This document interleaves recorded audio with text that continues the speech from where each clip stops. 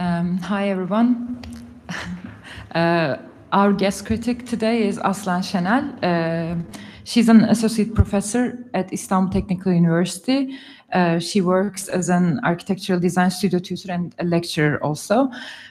She studied architecture at Istanbul Technical University and completed her PhD degree from UCL. She also taught there for like 4 years. Her current research topic is critical topographical practices, especially spatiotemporality of knowledge through mapping, writing, and architectural design. She's also now co-organizing a School of Unknowables for the 4th Istanbul Biennale, Design Biennale. Now, yeah, Aslihan, it's... Thank you. It's a pleasure to be with you today. Now, I'm going to talk about mapping today. It's going to be a bit general, perhaps, but I think it might be inspiring for you if you continue on working from here. What I was thinking is maybe I can talk to you about what I understand from mapping, and I can show you a few examples of mapping. So I'm going to share with you my slides here, and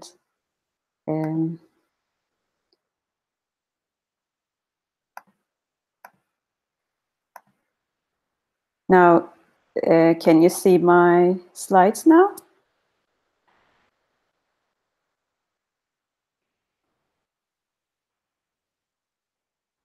Okay, so is this visible, the slide?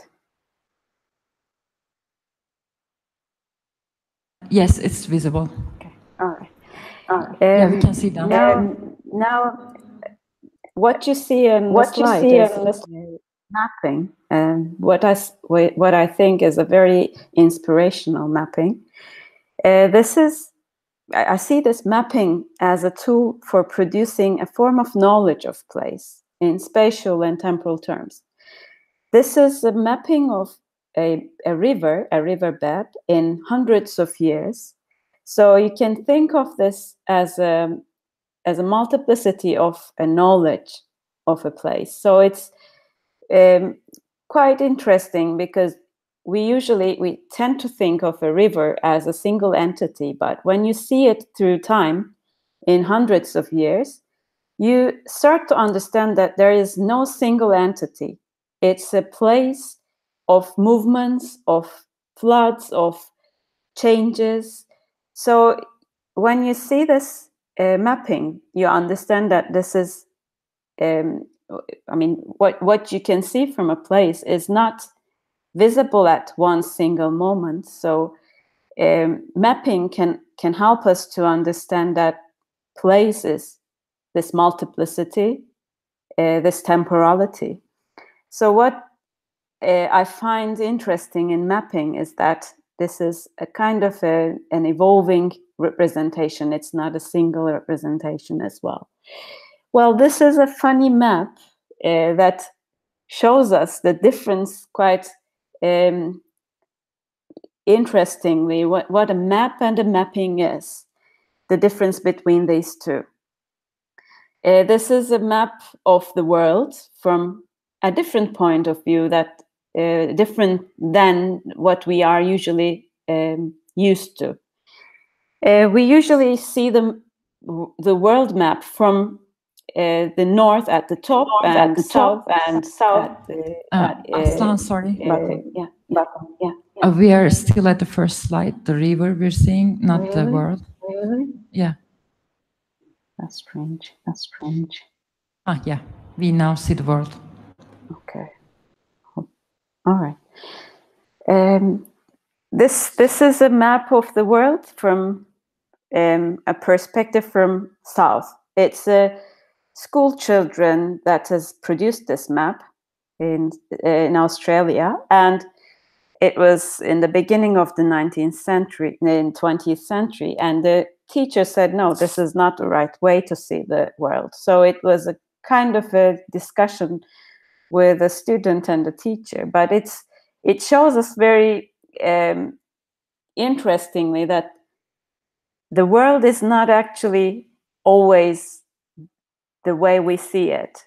From where you look, you see a different reality. So maps usually, traditional maps usually have a certain point of view, and it's a kind of view that is promoted, that is used in many places. So we are used to see the world, see the knowledge of a place in a certain way, so that they manipulate our reality, and they tend to show us a single knowledge of place. So this map shows us that there is no single knowledge. There can be others from where you look from. So mapping actually makes us realize this.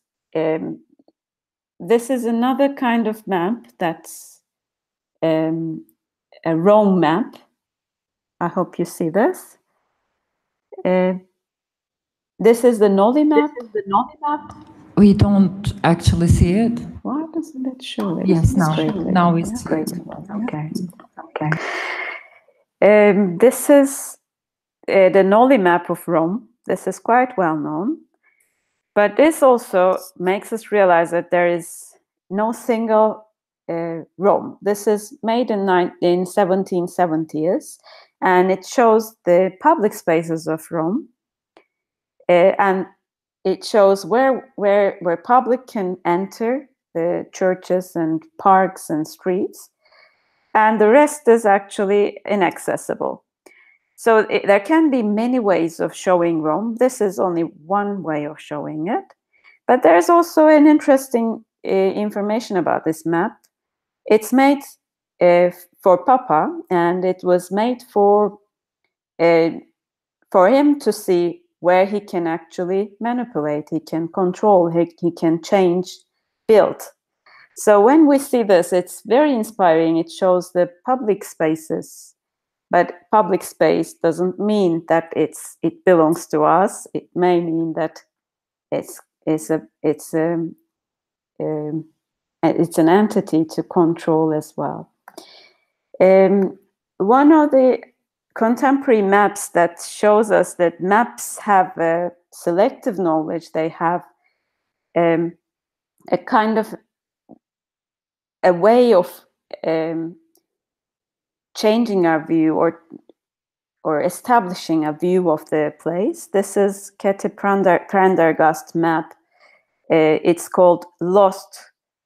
It is a map of the United States, it shows only the places named Lost. The artist tries to show all these places that have been named by the first comers to the United States. They see these places and they think that this is a place out of nowhere. So they say, okay, this is a lost lake, this is a lost bay, lost canyon. So they call this as if there's been no life in that place. So these maps, normally traditional maps, doesn't allow us to see other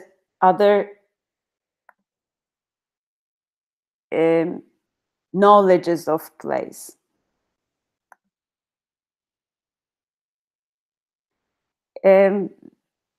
So what we actually need to see that there is a traditional kind of map making, and this allows us only seeing one certain way of seeing the world. So mapping actually has been a very popular term and has been a very popular practice nowadays. It criticizes map making in the way that it's a singular way of seeing the world, and it tries to create a multiple knowledges of place and subjective knowledges of place. So what is the difference between map making and mapping is the the way that mapping approaches knowledge, mapping approaches place. It's a very contemporary approach. It's how we actually see the world, how we experience the world in fragments, in plural ways. We are now in a world that is bombarding us with many knowledges and many different information. So mapping comes into the stage in this kind of a world. But there is an interesting thing about mapping, is that it cannot show everything. It has to show a selective knowledge as well. There is a funny story about maps, Borges' story, maybe you know it. It's a very interesting story that there is an empire that's cartography science has been an excellent quality, and the cartographers are trying to map the whole empire. They have so many detailed maps that they started to draw the map in very detailed way, and then they had to lay the map on one of the cities of the empire because it was so detailed and so large. And they got more and more competent in mapping, and they started to draw the map in the size of the whole empire. So they had to lay down the whole map on the empire. And then they realized, okay, how can we use this map? It's hard to use it. So they decided to use the empire itself instead of the map, Borges says. So this is a funny story that shows us that there is no way of expressing, no way of representing the whole reality in the whole detail in a map, in a representation. But it's not also it's not also necessary. You need to have a selective knowledge. You need to have a selective representation to be able to understand, to select a certain thing to work on, to continue on thinking about that place. So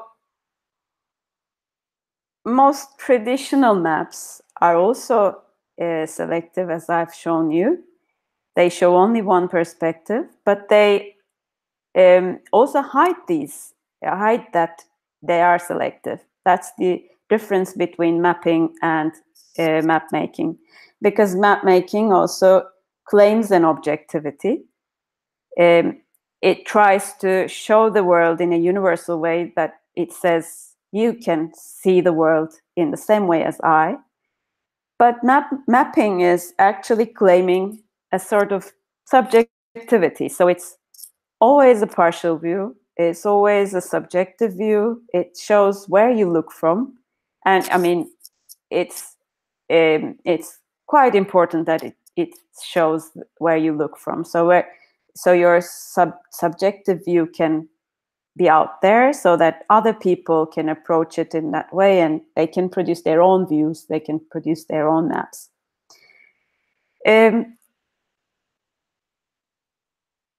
I can show another map that is also a subjective view of a map maker. Now, this is a psychogeographic map of Paris. I don't know if you're familiar with this. This is Guy Debord. It's a map that has been drawn or cut and paste in 1968, where there has been these barricades in Paris.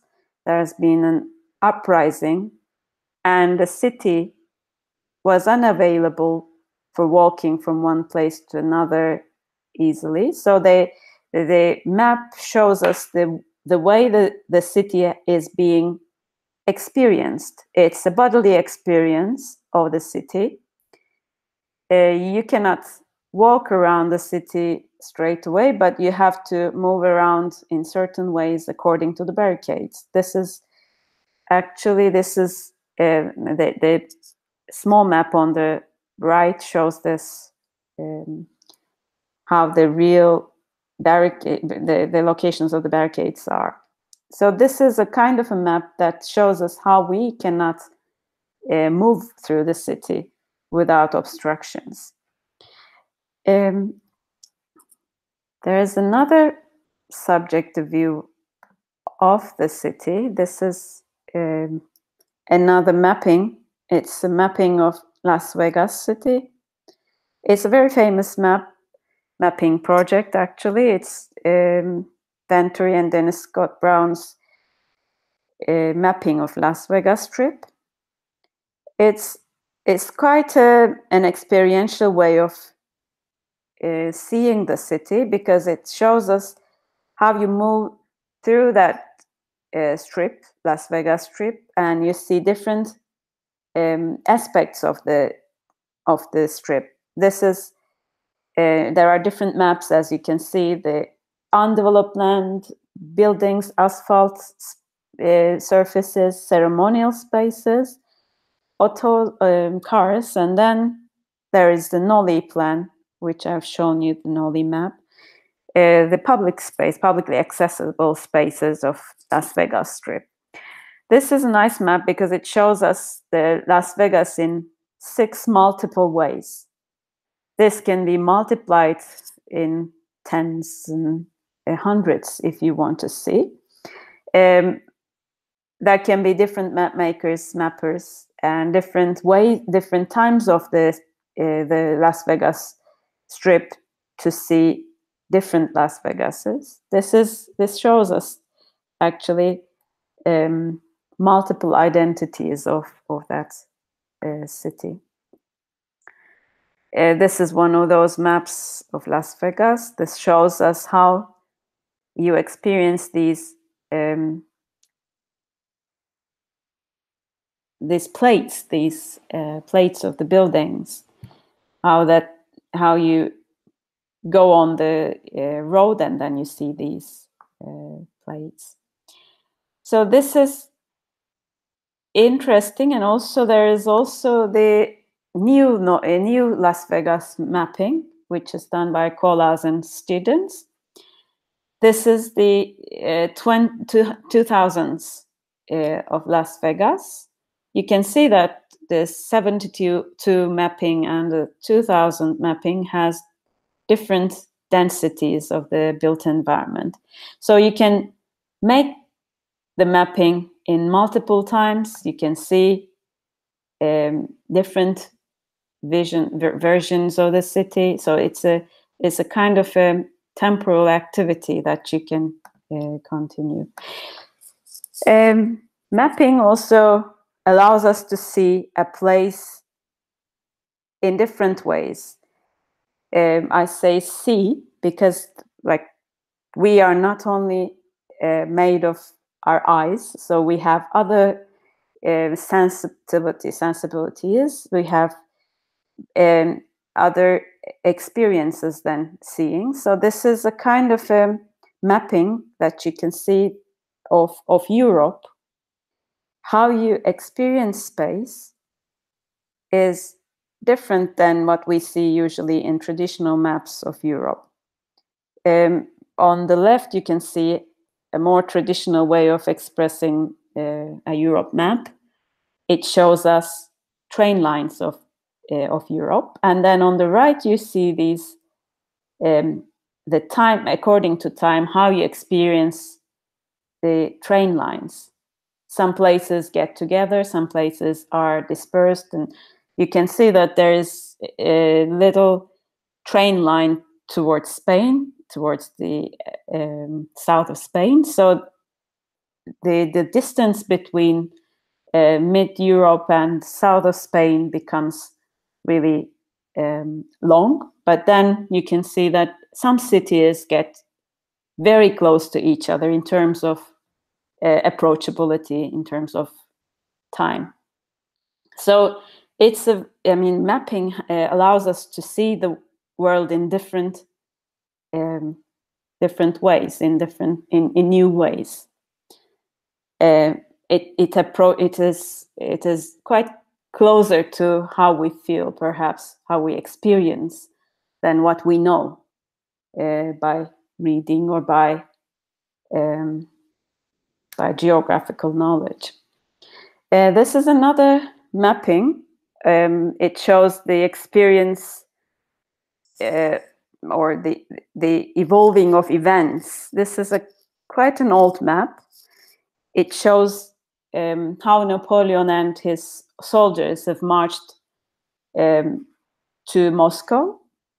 You can see that there is this event evolving in front of our eyes. This is very enjoyable to read.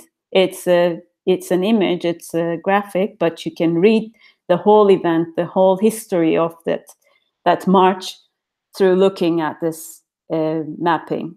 You can see that the amount of soldiers have started in a large quantity, and then while they go towards east, they diminish, and then when they come to Moscow, they have died because of the climate and climatic and geographical conditions.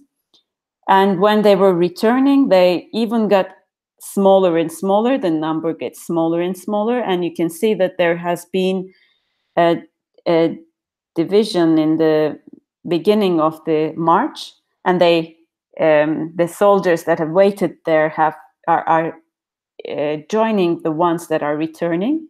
They get a little bit more crowded, and then until they return to their home, they get really, really, really sick, and then there's a very small amount of soldiers in the end.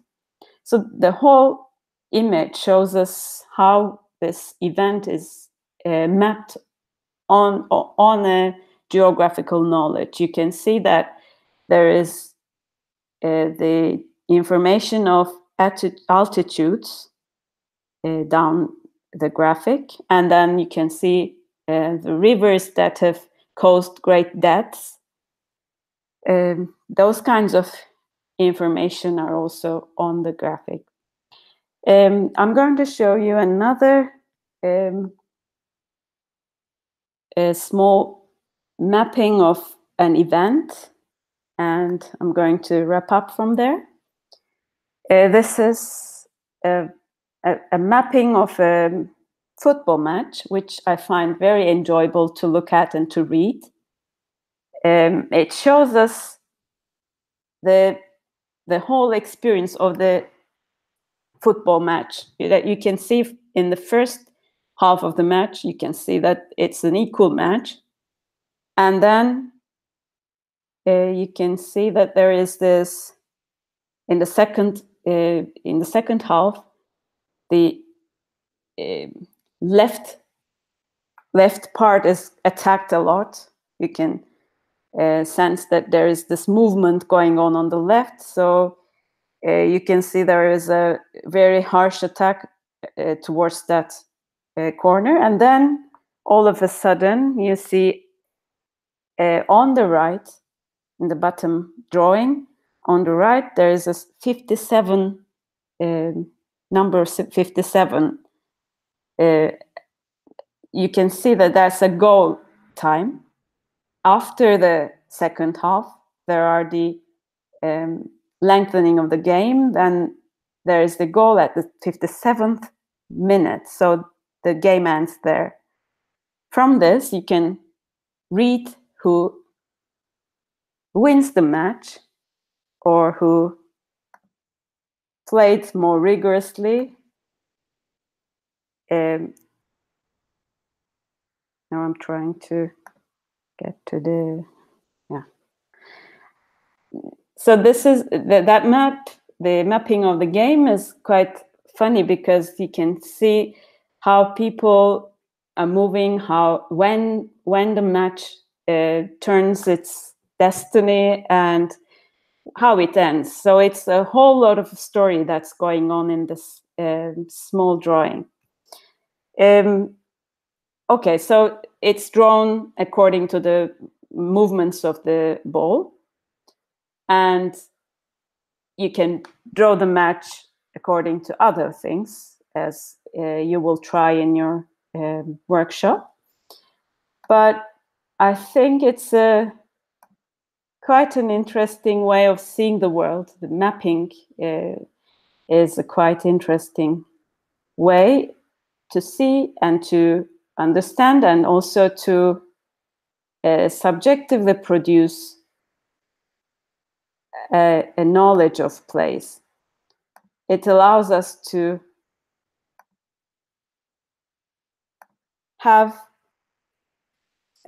an individual kind of watch. This is a funny image that shows us a watch that is a subjective map that is only used by this owner of this watch. It's a road map that was used to, that was used in the 19th, 17th centuries.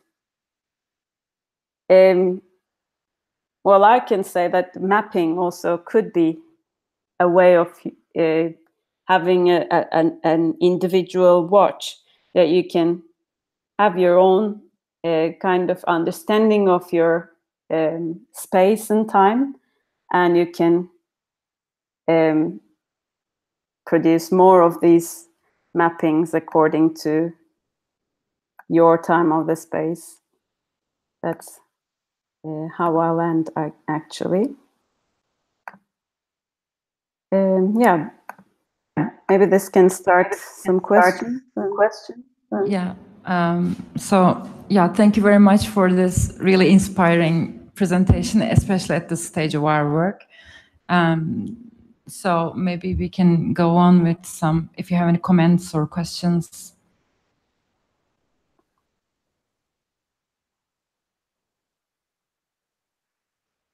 There's also this question, perhaps you can think that mapping is a subjective tool, yes, but then how you can express your knowledge, express your approach to others is a problem. Then how if this is a subjective way of producing knowledge of place, then how are you going to communicate that to others? Maybe that's a question that you will explore in your works, because it's not going to be for your own enjoyment. It's going to be for sharing, for talking about.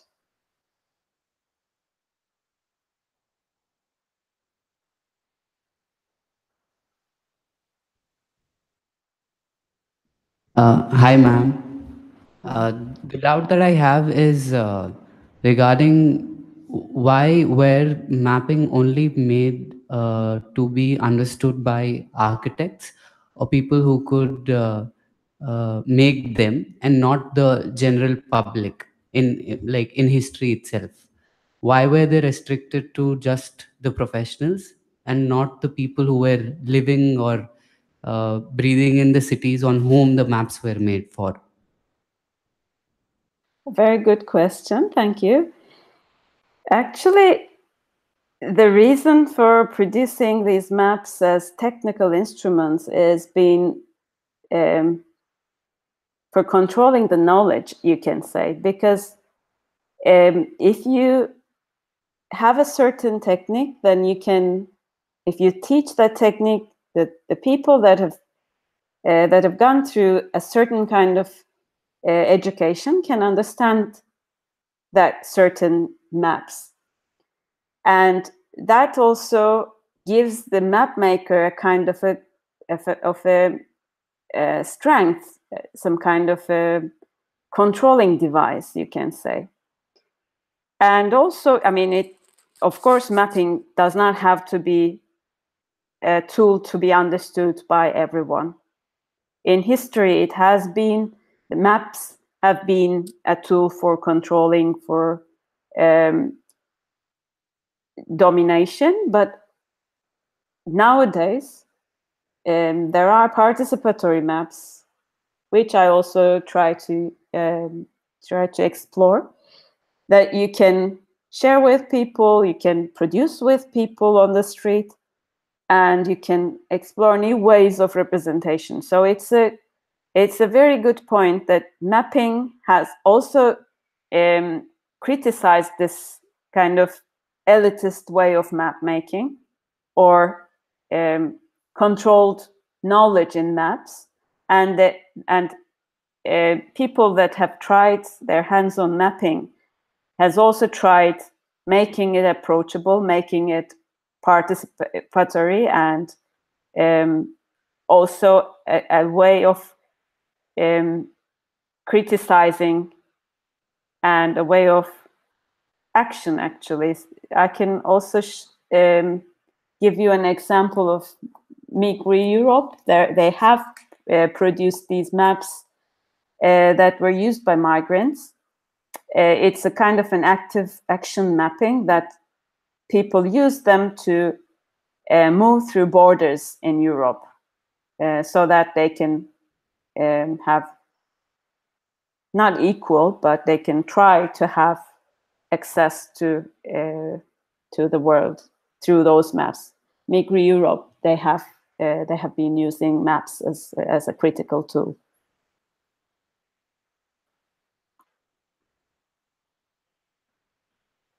Thank you, ma'am.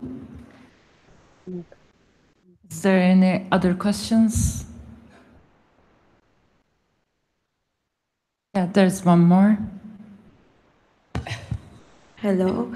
I was wondering, while we are searching about the site that we are working on as an architect, sometimes we use mental maps, kind of. We are trying to understand people's point of view of the space and other things. And I think it's really nice to see how people perceive that spaces and what is important for them. But do you think that it is really relevant to use that kind of mental maps, because these are too much individual? So I am wondering your point of view about it. Yeah. Okay, that's also a good question. Well, I think there's no owner of what you can draw and what you can do. So it's a way, if you want to use these or use the techniques of mental mapping as a way to understand that place, or to show others how you feel, how you experience a place. It's like writing, like other things, like language, like other ways of communicating or thinking, actually. Mapping is a way of thinking, articulating your thoughts, and communication, if you like.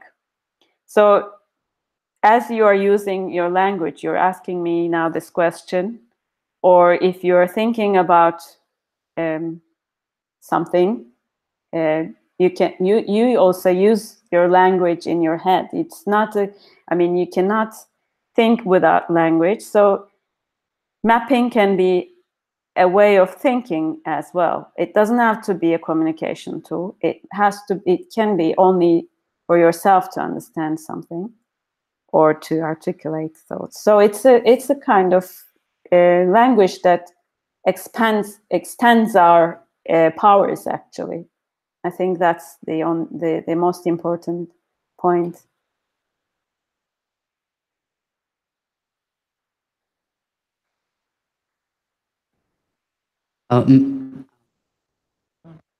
Then, ma'am, can art be considered as mapping?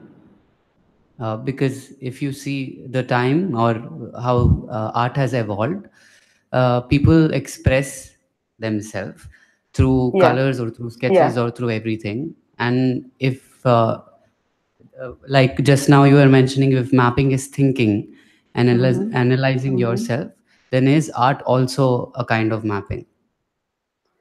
Well, art may be another way of thinking, another way of articulating your thoughts or expressing your emotions, thoughts. But I think, if you call everything mapping, it's not possible. I think it's a kind of an expression. Art could be a kind of an expression as well, but I cannot call art as a mapping. Mapping can be art. Art can use mapping as a way of working, and as any other discipline. So, I mean, mapping could be a kind of a manipulate. I mean, a kind of language that you can use, appropriate, and you can develop, evolve. So it can be used in many other disciplines: art, architecture, other. If you want, I mean, of course, geographers have used it, but then if you want, also literature is using it. For example, in Lord of the Rings, you have these maps. So it maps, and mapping the stories has been used in different disciplines. So it's a way of expressing and thinking. Yeah.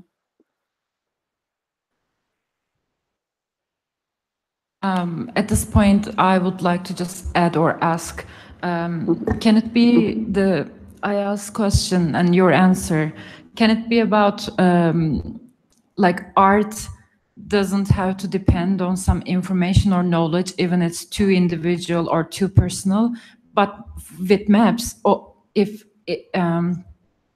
either we can try to inform someone or to create a communication, or just to understand ourselves, but it depends on, it's based on some information or knowledge that might be when I'm dealing with some like artists also, when on our discussions I noticed that also, like the kind of a difference between architecture and art, or like architecture is more like based on knowledge. Now, when you're talking, I thought that might be also the case for mapping also. We have some knowledge, even very individual, but we have very personal. We have some knowledge or information that we based on. I don't know if that's a correct thing to say, but. Well, yeah, I mean, I think the knowledge that you have or you create is not only I mean, mapping is not only a representation of that knowledge, but to produce that knowledge, you need perhaps mapping. I mean, that the process of mapping also produces that knowledge. So maybe there it's the important part of it, that what you say is that you don't have that knowledge somewhere and then mapping in another way, in another place. So it's creating each other. I think that's a very nice way to put it. What you say, it's a knowledge that you're interested in, you're trying to produce, and that's through mapping you can do it. And if you're, of course, when you're an artist, you can have different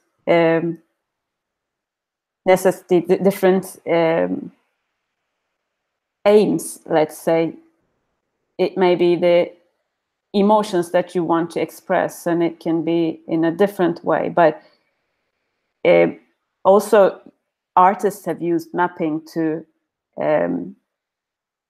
create or to express their emotions, or those knowledges that cannot be rationally put there.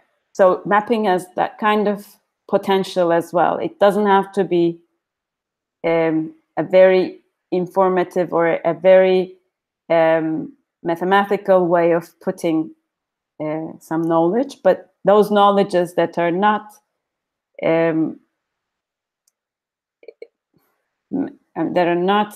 rationally expressed can also be explored through mapping.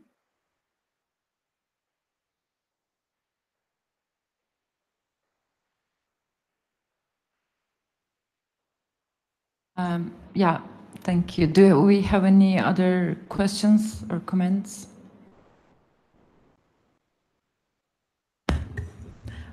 Okay, I guess not. Aslan, so thank you very much. This has been really inspiring and really enlightening, I would say. So thank you very much for joining us today. Thank you, and good. Okay, thanks. Bye. Bye. Bye.